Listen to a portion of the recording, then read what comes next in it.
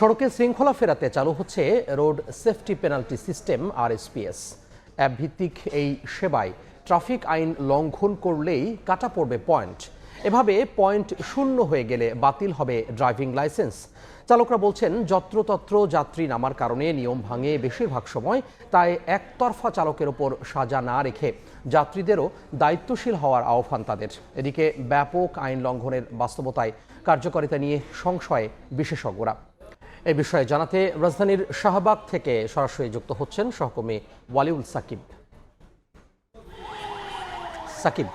সড়কের শৃঙ্খলা ফেরাতে উন্নত প্রযুক্তির সহায়তা নিয়েছে ঢাকা মেট্রোপলিটন পুলিশের ট্রাফিক বিভাগ। তারা কিন্তু আমরা দেখেছি গেল 7 মে থেকে ঢাকার বিভিন্ন গুরুত্বপূর্ণ পয়েন্টে যে AI ক্যামেরা বসিয়েছে, সেই AI ক্যামেরাগুলো কিন্তু সড়কে যে কোনো যানবাহন শৃঙ্খলা ভাঙলেই সেগুলোতে অটোমেটিক সিস্টেমে কিন্তু তারা মামলা পাঠিয়ে দিবে। সেই যে গাড়িগুলোর আসলে যারা মালিক রয়েছেন তাদেরকে জরিমানা করা হবে।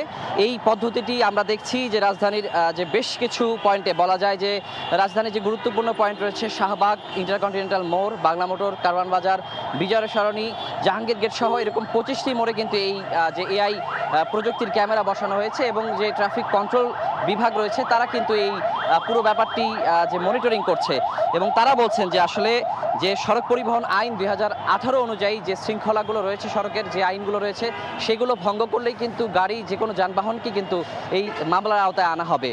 আর এই প্রক্রিয়াটি আমি যতটুকু ঘুরে ঘুরে দেখলাম যে এখনও কিন্তু যারা গাড়ি চালক রয়েছেন অনেকেই এই পদ্ধতিটি সম্পর্কে জানেন না, তবে কেউ কেউ বলছেন যে তারা জানেন এবং আমরা দেখেছি যে সাধারণ চালকরাও কিন্তু এই বিষয়টিকে সাধুবাদ জানিয়েছেন।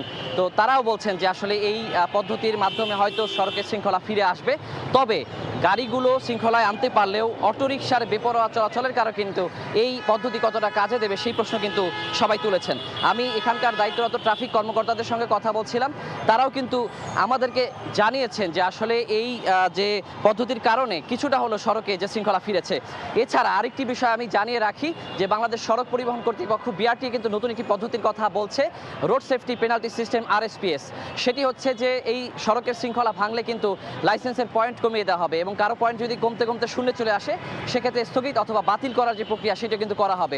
তবে BRT কিন্তু বলছে এই একটি অ্যাপের মাধ্যমে এই কাজটি করা হবে। অ্যাপটি ডেভেলপিং পর্যায়ে রয়েছে, তারা আশা করছেন যে শীঘ্রই তারা এই অ্যাপটি চালু করতে পারবেন এবং এই জিনিসটি কিন্তু যে সড়কের শৃঙ্খলা তারা ফেরাতে পারবেন। তো এই ছিল আমার কাছে এখন পর্যন্ত রাজধানীর শাহবাগ থেকে সবশেষ খবর।